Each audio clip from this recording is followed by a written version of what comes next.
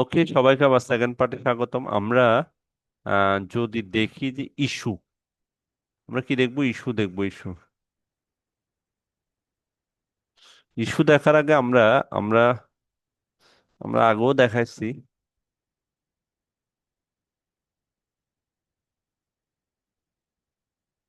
সবাই যদি এটা দেখি,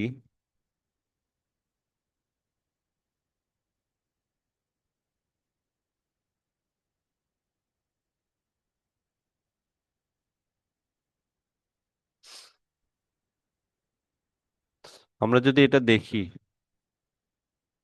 সবাই কি দেখতেছ?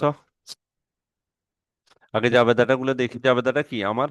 কোনটা? এই যে ডিসকাউন্টের জাবেদাটা করবো আমরা। প্রথম কথা হচ্ছে ডিসকাউন্টের জাবেদাটা করব। প্রথম জাবেদা কি? ইস্যুর জাবেদা দিতে বলছে। এরপর ইন্টারেস্টের জাবেদা দিচ্ছে, অ্যাডজাস্টিং এন্ট্রি এর ফাইনাল জাবেদা দিতে বলছে। সরি, তাহলে ইস্যুর জাবেদাটা দিতে বলছে। ইস্যু, তাহলে ইস্যু কখন করছে? ইস্যু হইলে কি? Cash debit. আমরা জানি বন্ড পেবল ক্রেডিট, কিন্তু এটা ডিসকাউন্ট অন বন্ড পেবল। কেন কেন এটা হচ্ছে ডিসকাউন্টে দিচ্ছে ওই জন্য। তাহলে এটা আমি কখন ইস্যু করছে? এটা আমার ইস্যু কখন করছে? আমার কোনো কি নাই, ডেট নাই। ডেট না থাকলে আমরা জানি এখানে হোয়াট চিহ্ন দিয়ে দেব। প্রথম কথা হচ্ছে ক্যাশ। ইস্যু করছে, আমি ক্যাশ টাকা পাইছি। কত টাকা? কে বলতে পারবো কত টাকা পাইছি ইস্যু করে আমি? ফারজানা, সুচি, কত টাকা পাইছি ইস্যুতে? ইস্যু স্যার করে 1 লাখ টাকা। ইস্যু করে কি 1 লাখ টাকা পাইছি? না, জিনিসটা 1 লাখ টাকা। সুচি বলো কত টাকা? সুমাইয়া,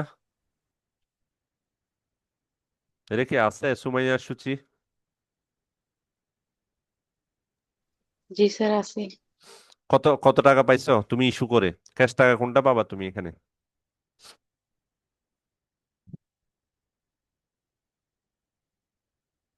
বলো। স্যার বলতে পারবেন? 92,000 টাকা করে। হ্যাঁ, 92,000 টাকা। Very good. এই 92,000 টাকাই তো পাবো আমি। কারণ আমি 1 লাখ টাকার জিনিস ইস্যু করছি, মানে বিক্রি করছি সোজা কথা 92,000 টাকা দিয়ে। তার মানে 92 টাকা পাবো। ওই জন্য তো ডিসকাউন্ট বলতেছি, কারণ আমি 92,000 টাকায় পাবো। ওকে, তাহলে 92,000 টাকা পাইছি আমি। আর আমার লাইবিলিটি সিস্টেমে 1 লাখ টাকা, মানে 1 লাখ টাকার জিনিস আমি মানুষকে বিক্রি করছি কত, মানে আমাকে লাইবিলিটি মানে কি? আমাকে দিন শেষে দিতে হবে 1 লাখ টাকা। ওই 1 লাখ টাকা আমার যে কাগজটা, ওইটার দাম কিন্তু 1 লাখ টাকা। কিন্তু মানুষের কাছ থেকে নেওয়ার সময় ভাই আপনি আমাকে কিছু টাকা কম দেন। ওই জন্য কিছু টাকা কম দিলেও, বাট তুমি মানুষ থেকে কম টাকা নিলেও তোমার লাইবিলিটি সিস্টেম সব সময় যেটা 1 লাখ টাকা। তার মানে হচ্ছে এই যে বন্ড পেয়েবল, যেটা বলতেছি bond payable. Bond payable bond payable হচ্ছে কি? 1 লাখ। বন্ড পেবল হচ্ছে 1 লাখ। তাহলে বাকিটা কি? এই যে ডিফারেন্সটা 1 লাখ থেকে 92,000 টাকা, কত টাকা ডিসকাউন্ট দিচ্ছে, এটা হচ্ছে এই যে এখানে।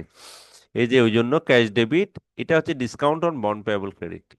তার মানে এখানে কি লিখতে হবে আমাকে? Discount on bond payable credit. কত টাকা? এই যে 1 লাখ টাকা থেকে 92,608 বিয়োগ দিলে যা থাকে, 7,392 টাকা। কত? 7,392 টাকা। কোত্থেকে পাইছি এটা? তার মানে হচ্ছে আমি কোত্থেকে পাইছি এটা? এই যে 1 লাখ টাকা থেকে 1 লাখ টাকা দায় সৃষ্টি হয়েছে, কিন্তু আমি টাকা নিয়েছি 92,000 টাকা। বাকি টাকাটা কি দিছি? নিশ্চয়ই ডিসকাউন্ট দিছি। এই টাকাটা, এই টাকাটা। এটা কি ক্লিয়ার সবাই? ইস্যু। এরপর ফার্স্ট ইন্টারেস্ট কখন দেবো? ডিসেম্বর 31 তারিখ। তাহলে ডিসেম্বর 31 তারিখ ফার্স্ট ইন্টারেস্ট। এখন বয়স কোনো কিছুই নেই, ডিসেম্বর 31 তারিখ দিব। সোজা কথা, ইন্টারেস্ট দিব ডিসেম্বর 31 তারিখ। তাহলে ইন্টারেস্ট, ইন্টারেস্ট পেইড। এই যে ইন্টারেস্ট পেইডের যাবে দেখি, ইন্টারেস্ট পেইডের যাবে হচ্ছে এটা। এই যে ইন্টারেস্ট পেইডের যাবে হচ্ছে এটা। তাহলে ইন্টারেস্ট পেইডের যাবে দেখি প্রথমে ইন্টারেস্ট এক্সপেন্স।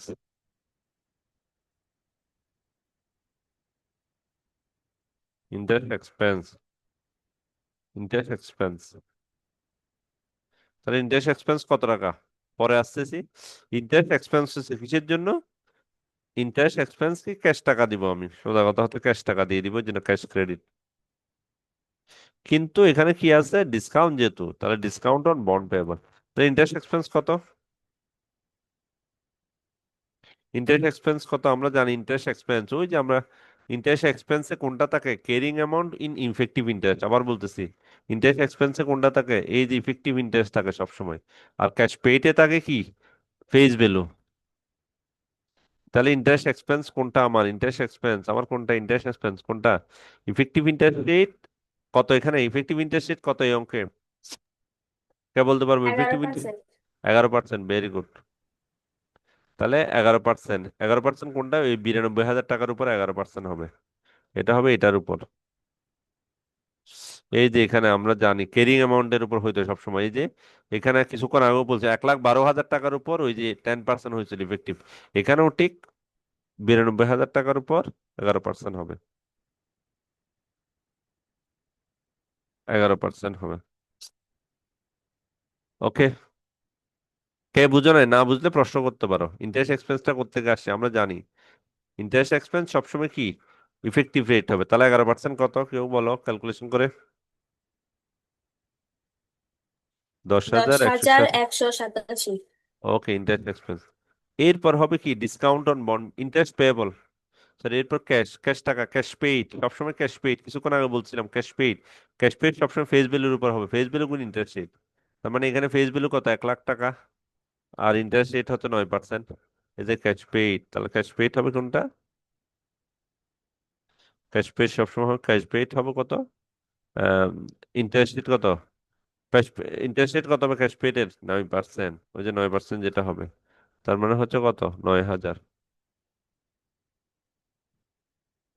9,000, 1,00,000 টাকার উপর 9%, 9,000। এখানে আছে 10,187, এখানে আছে 9,000, তার মানে বাকি ডিফারেন্স 10,000 থেকে 9,000 গেলে যেটা থাকবে এটা হচ্ছে কি discount on bond payable.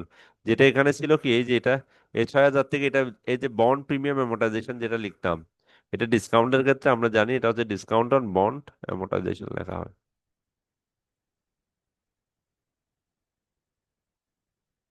Discount on, discount on, discount on bond payable,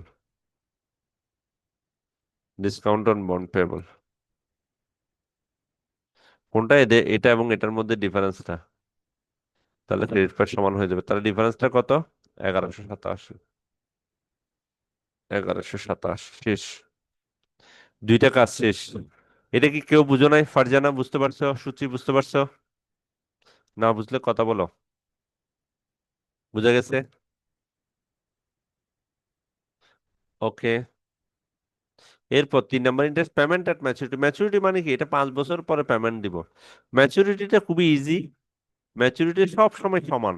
maturity say discount হোক অ্যাট পার হোক প্রায় সময় সমান। ম্যাচুরিটি কি, এই যে তোমার যে দায় সৃষ্টি হয়েছে ওই দায়টা রিভার্স হয়ে যাবে, এটা হচ্ছে দায় সৃষ্টি হয়েছে। তুমি যখন টাকা নিছো cash debit, bond payable credit হয়ে গেছে না, এখন তোমার ম্যাচুরিটিতে কি হবে এটা, ম্যাচুরিটিতে বন্ড যেহেতু দিয়ে দিবা তুমি, বন্ড পেবল, তোমার দায়টা কমে যাবে।